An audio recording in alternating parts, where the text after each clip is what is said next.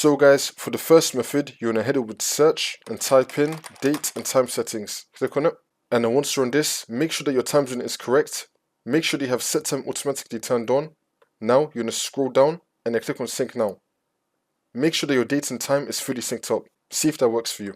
If that's still not working for the second method, you're going to head over to search and type in services. Click on it. And then once you're on this, you're going to click on any service one time and then click on W on your keyboard. Now you want to find Windows Update. We're going to scroll down till we find Windows Update. Here it is. Double click on it. You're going to make the startup type disabled and then click on stop, which is now going to stop the service, and then click on OK.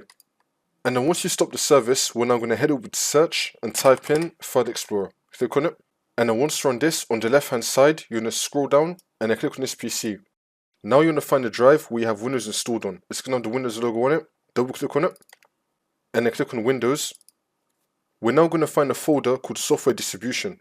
So we're going to scroll down till we find Software Distribution. Here it is. Double click on this. And now we're going to delete everything in this folder. So you just want to highlight over everything here and then click on Delete. You're going to click on Do this for current items and then continue.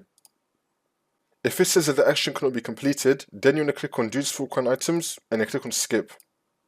And then most, if not all of the files and folders are going to be deleted. If anything remains, that's fine. Most things are going to be deleted. And then once you've done that, we're now going to come back into services. You're going to find Windows Update, double click on it. Change your startup type to automatic, click on OK. Double click on it again, and then click on Start, which is now going to start the service. It's going to make it running, and then click on OK. See if that works for you. If that's still not working, then for the last method, you're going to head over to search and type in Troubleshoot Settings. Click on it. And then once you're on this, you're going to click on Other Troubleshooters. Now you're going to find Windows Update. Click on Run. And now this will come up. You're going to click on I can't download, install or uninstall an update. Click on this. And now you just want to go through all the steps that come up. Hopefully this will now fix your problem.